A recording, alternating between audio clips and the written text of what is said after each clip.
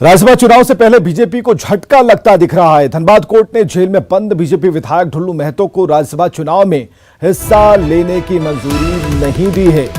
Dhanbad court ने विधायक की औपबंधिक जमानत याचिका खारिज कर दी। हालांकि बीजेपी विधायक के वकील दूसरे विकल्पों की तलाश में जुट गए हैं। राज्यसभा चुनाव में जो आंकड़े हैं उन पर अगर गौर करें तो बीजेपी की जीत तय लग रही है, क्योंकि उसे आजसू के 2 विधायकों के साथ 2 निर्दलीय विधायकों का भी समर्थन मिलता दिख रहा है।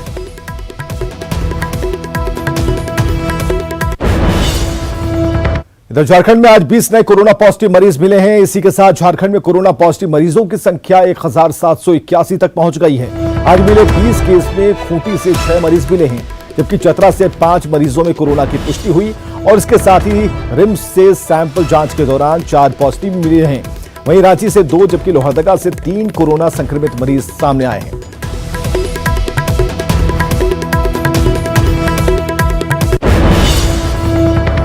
झारखंड में कोरोना की तेज रफ्तार के बीच स्वास्थ्य सचिव ने चिंता बढ़ाने वाली बात कही है। स्वास्थ्य सचिव ने कहा है कि अगर इसी रफ्तार से कोरोना मरीजों की संख्या बढ़ती रही तो अगले 15 दिन में राज्य में कोरोना पॉजिटिव की संख्या 5050 के करीब होगी।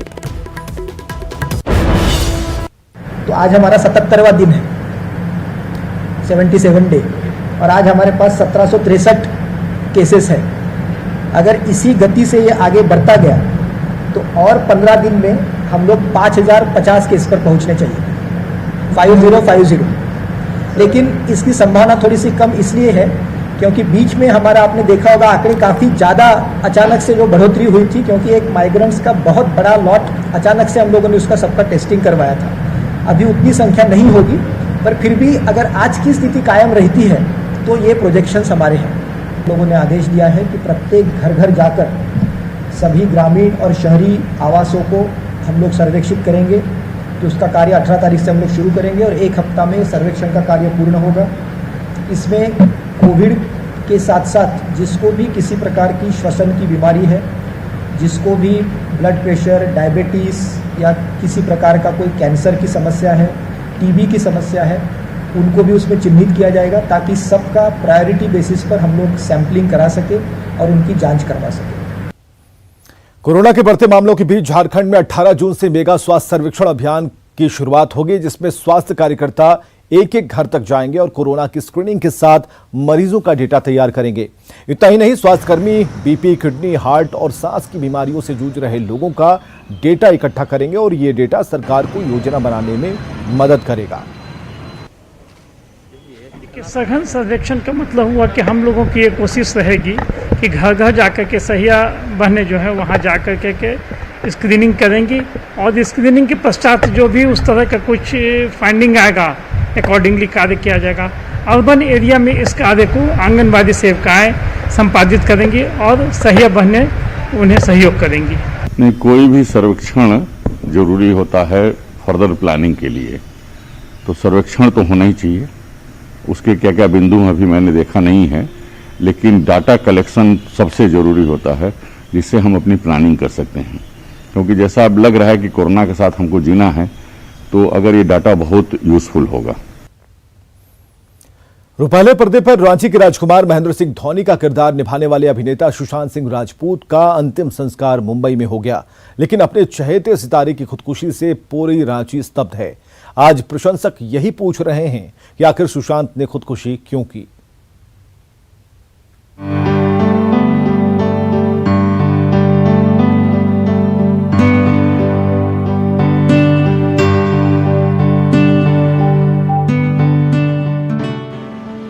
सुशांत सिंह राजपूत की खुदकुशी से रांची में उनके चाहने वाले सकते में हैं, खासकर वैसे लोग जो सुशांत के साथ शूटिंग का हिस्सा थे। आज उन तमाम लोगों की आंखों में आंसू हैं। सुशांत सिंह राजपूत के साथ रुपाले पर्दे को शेयर कर चुके शेखर वत्स उस दिन को आज भी नहीं भूल रहे जब उन्होंने MS Dhoni the untold story में अपना डायलॉग बोला था। शेखर ही वो कलाकार हैं जिन्होंने फिल्म में धोनी के जन्म की सूचना सुशांत के पिता अनुपम खेर को दी थी। शेखर ने उनमें एक डॉक्टर की भूमिका निभाई है। बल्कि सुशांत तो इतना ज़्यादा एनर्जेटिक था कि उसे बात करके मज़ा आ जाता था। हमेशा मुस्कुराता रहता था, हमेशा मतलब पूरा एनर्जी के साथ रहता, फुल ऑफ लाइफ एकदम। लगता ही नहीं था कि इतना मतलब जैसे ऑन स्क्रीन उसको देखते हैं हम लोग। वहीं झालीवुड की कलाकार शिखा स्वरूप भी आज गमजदा हैं। शिखा बताती हैं कि उन्होंने इस फिल्म के लिए अपना ऑडिशन दिया था, लेकिन वह इस फिल्म का हिस्सा बनते बनते रह गई। जब शूट चल रहा था मैं उस टाइम उनसे मिलने के लिए गई। रियली बहुत डाउन टू अर्थ इंसान थे और काफ़ी अच्छे थे, और मुझे ये दिल से बहुत दुख है कि मैं उस मूवी का हिस्सा नहीं। झालीवुड के अलावा रांची के कुछ ऐसे क्रिकेट खिलाड़ी भी हैं जो सुशांत सिंह राजपूत के साथ फिल्म का हिस्सा थे। इन्हीं में से एक है नागेंद्र मिश्रा। नागेंद्र ही वह खिलाड़ी हैं जिन्होंने बतौर गेंदबाज फिल्म में धोनी बने सुशांत को 3 गेंदें फेंकी थी, जिनमें 2 गेंदों में सुशांत ने छक्का लगाया था। नागेंद्र की माने तो बेहद हंसमुख स्वभाव के सुशांत के साथ उनकी अच्छी बॉन्डिंग बन चुकी थी। पर्सनली रूप से घर पे फैमिली हम बहुत ज़्यादा निराश हैं, क्योंकि कुछ ज़्यादा बॉन्डिंग हो गया था उनके साथ उनको बॉल डाला था तो काफ़ी अच्छा ट्रीट करते थे एज ए फैमिली की तरह, तो बहुत ज़्यादा निराश है हम लोग। सुशांत के साथ काम कर चुके कलाकारों की माने तो सुशांत को झारखंड काफी पसंद आया था और उन्होंने भविष्य में सभी कलाकारों को यहाँ दोबारा शूटिंग करने का भी भरोसा दिया था, लेकिन तमाम वादे आज यादों में कैद होकर रह गए हैं। न्यूज 18 के लिए रांची से संजय कुमार सिन्हा की रिपोर्ट। जमशेदपुर के टाटानगर स्टेशन से 3 साल की बच्ची के अपहरण, दुष्कर्म और फिर गला काटकर हत्या करने के मामले में कोर्ट ने अहम फैसला सुनाया है। कोर्ट ने मामले के 3 आरोपियों को दोषी करार दिया। मुख्य आरोपी को आजीवन कारावास और 90,000 रुपए के जुर्माने की सजा सुनाई है, जबकि दूसरे आरोपी को 10 साल कैद और तीसरे आरोपी को 7 साल कैद की सजा सुनाई गई। घटना 25 जुलाई 2019 की रात की है, जब टाटानगर स्टेशन पर मां के साथ सोई 3.5 साल की बच्ची का अपहरण कर अपराधियों ने दुष्कर्म कर उसकी हत्या की थी। रिंकू साहब जो मेन अभियुक्त था, उसको न्यायालय ने 363 में भी दोषी पाया अपहरण के केस में, और उसमें उसको 7 साल की सजा और 10,000 रुपया जुर्माना दिया। 376A के अंतर्गत आजीवन कारावास दिया गया और 376AB के भादवी के अंतर्गत उसे आजीवन कारावास और 50,000 रुपया का जो है फाइन इम्पोज किया गया। सरायकेला जिला पुलिस को बड़ी कामयाबी मिली है। पुलिस ने छापेमारी कर खरसावां थाना क्षेत्र के पदमपुर से करोड़ों रुपए मूल्य के अफीम डोडा, तैयार अफीम पाउडर और अवैध विदेशी शराब को बरामद किया है। इसके अलावा पुलिस ने तस्करी के लिए प्रयोग में लाए जा रहे 2 पिकअप वैन, जायलो गाड़ी, 4 मोटरसाइकिल और कई मोबाइल फोन के साथ 7 तस्करों को भी दबोचा है। और छापेमारी के क्रम में लगभग 57 बोरा अफीम का डोडा और अफीम का पाउडर बरामद हुआ, जिसका कुल वजन 750 किलो से भी अधिक गिरफ्तार हुए। साथ लगभग 52 पेटी विदेशी शराब वो भी बरामद हुई, जो 600 से अधिक बोतल है। किंग्स गोल्ड विस्की बरामद हुई। ये भी झारखंड में अवैध रूप से है, क्योंकि इसको सिर्फ अरुणाचल प्रदेश में ही बेचने का लाइसेंस है शराब को। तो कुल मिला के करोड़ों रुपए का अफीम और लाखों रुपए का शराब यहाँ बरामद। रांची का रातू रोड बारिश के बाद नदी बन गया। बारिश के पानी के साथ नाली की गंदगी सड़क पर बहने लगी, जिससे सड़क पर गुजरने वालों की मुसीबत बढ़ गई। इस नजारे ने रांची नगर निगम की ड्रेनेज सिस्टम की पोल खोल कर रख दी।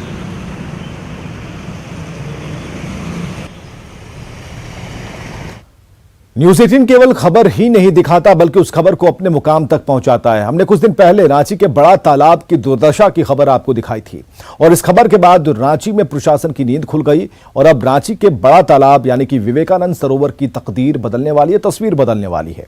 तालाब को साफ करने के लिए 1 साल तक मेगा अभियान चलाने की शुरुआत कर दी गई है।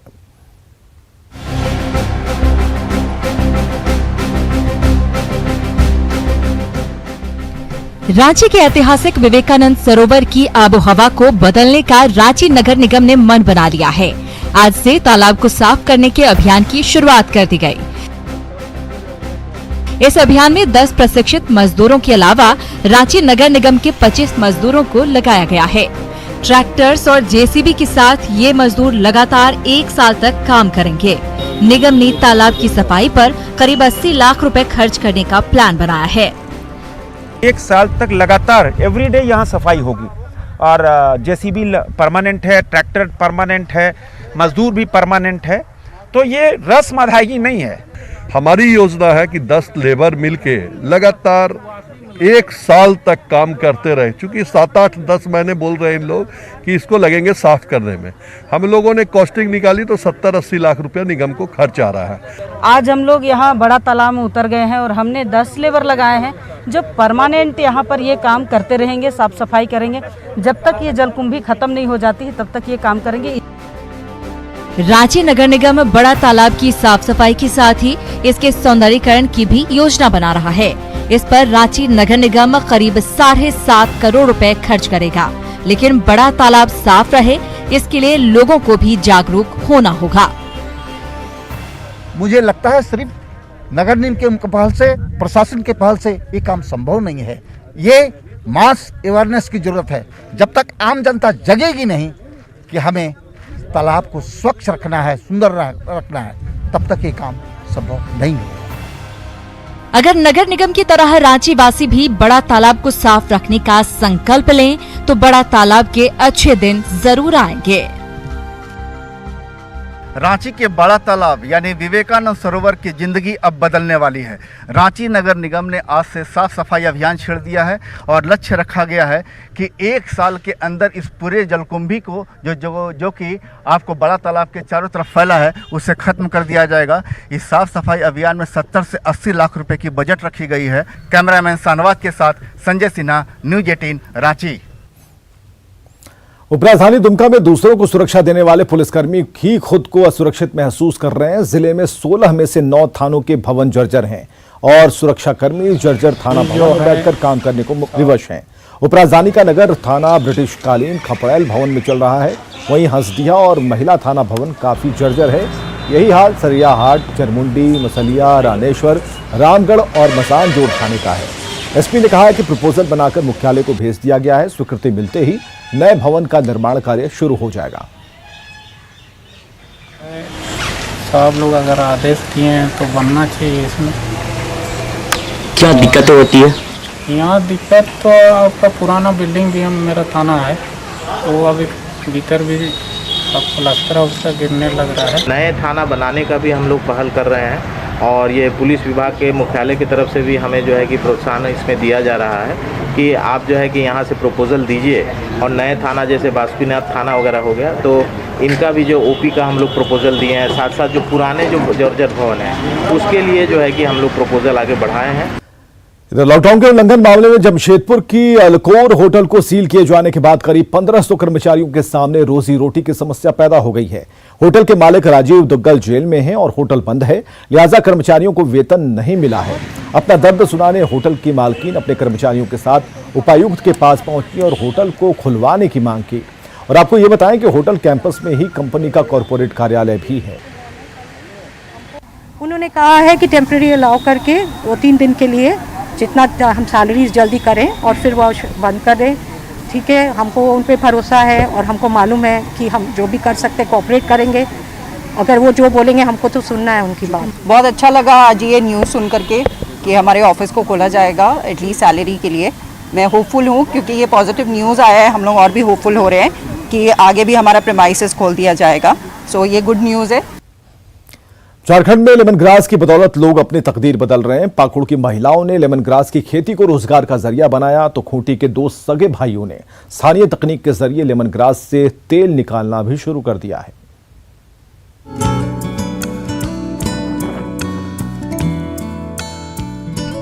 खेतों में लहरा रही ये हैं लेमन ग्रास की झाड़ियां, जिस घास को न जानवर खाते हैं और न ही इन्हें उगाने के लिए ज्यादा मेहनत की जरूरत होती है।